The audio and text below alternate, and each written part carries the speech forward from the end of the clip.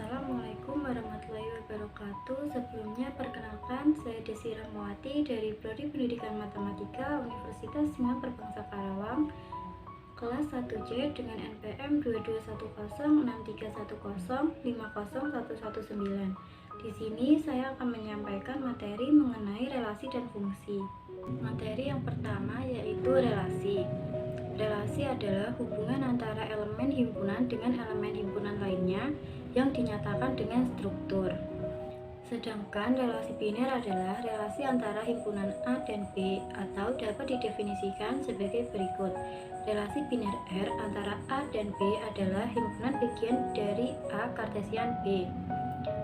R subset A kartesian B. Jika AB elemen R, kita menggunakan ARB yang artinya A dihubungkan dengan B oleh R. Jika AB bukan elemen R, kita menggunakan A bukan elemen B yang artinya A tidak dihubungkan dengan B oleh R. Lalu yang selanjutnya yaitu mengkombinasikan relasi. Karena relasi biner merupakan himpunan pasangan berurut, maka operasi himpunan seperti irisan, gabungan, selisih, dan beda setangkup antara dua relasi atau lebih juga berlaku. Hasil operasi relasi tersebut juga berupa relasi. Dengan kata lain, jika R1 dan R2 masing-masing adalah himpunan dari himpunan A ke himpunan B, maka operasi R1 irisan R2, R1 gabungan R2, R1 selisih R2, dan R1 beda setangkup R2 juga merupakan relasi. Contohnya, misal A anggotanya ABJ, B anggotanya ABCD, himpunan R1 pasangan berurut AA, BB, CC, R2 pasangan berurut AA, AB, AC, dan AD. R1 A ke B, R2 A ke B. R1 iris R2 sama dengan AA.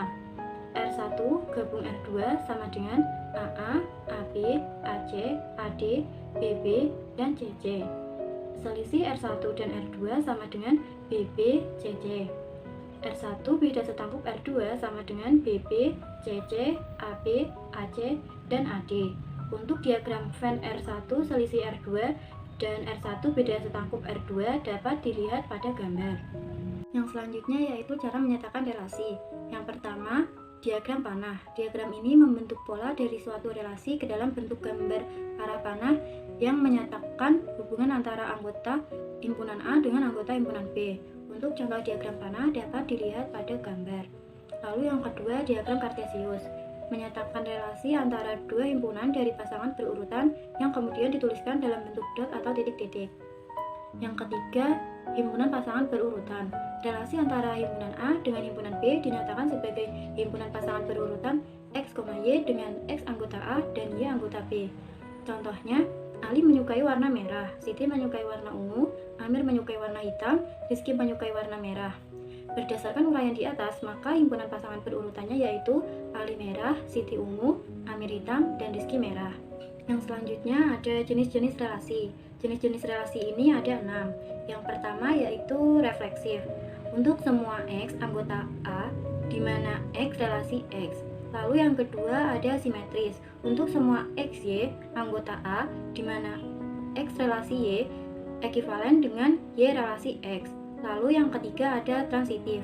Untuk semua XYZ anggota A, di mana X relasi Y dan Y relasi Z ekivalen dengan X relasi Z. Lalu yang keempat ada irefleksif. Untuk semua X anggota A, di mana X bukan relasi X. Lalu yang kelima asimetris. Untuk semua XY anggota A, di mana X relasi Y akan ekivalen dengan Y bukan relasi X. Lalu yang terakhir ada antisimetris. Untuk semua XY anggota A, di mana X relasi Y dan Y relasi X akan ekivalen dengan X sama dengan Y. Selanjutnya hubungan refleksif, simetris, dan transitif. Refleksif yaitu X sama dengan X. Relasi bersifat refleksif jika setiap elemen dalam himpunan A berrelasi dengan dirinya sendiri. Lalu ada simetris, jika X sama dengan Y, maka Y sama dengan Z. relasi simetris jika setiap X berhubungan dengan Y, maka Y berhubungan dengan X. Lalu ada transitif, jika X sama dengan Y dan Y sama dengan Z, maka X sama dengan Z. Relasi transitif, jika X berhubungan dengan Y dan Y berhubungan dengan Z, maka X juga berhubungan dengan Z. Materi selanjutnya yaitu fungsi. Misalkan A atau domain dan B atau kodomain adalah himpunan, relasi biner F dari A ke B merupakan suatu fungsi jika setiap elemen di dalam A dihubungkan dengan tepat satu elemen di dalam B. Jika F adalah fungsi dari A ke B, dapat dituliskan F A ke B, yang artinya F memetakan A ke B. Sedangkan fungsi kosong adalah fungsi yang domainnya adalah himpunan kosong. Yang selanjutnya yaitu sifat-sifat fungsi. Sifat fungsi ada 3. Yang pertama yaitu fungsi surjektif. Fungsi F dikatakan surjektif jika setiap elemen himpunan B merupakan bayangan dari satu atau lebih elemen himpunan A. Dengan kata lain, seluruh elemen B merupakan hasil pemetaan dari F. Untuk diagramnya dapat dilihat pada gambar. Yang kedua yaitu fungsi injektif. Fungsi F dikatakan satu ke satu atau injektif jika tidak ada dua elemen himpunan A atau domain yang memiliki bayangan sama. Dengan kata lain, jika A1 dan A2 adalah anggota himpunan A, maka FA1 tidak sama dengan FA2 bila mana A1 tidak sama dengan A2. Atau jika FA1 sama dengan FA2, maka A1 sama dengan A2. Untuk diagramnya dapat dilihat pada gambar. Lalu yang ketiga ada fungsi bijektif. Fungsi F dikatakan berkorespondensi satu ke satu atau bijektif jika dia fungsi injektif dan fungsi surjektif, di mana setiap elemen pada domain berpasangan dengan kodomain. Setiap elemen domain tidak berpasangan lebih dari satu elemen kodomain. Setiap elemen kodomain tidak berpasangan dengan lebih dari satu elemen domain.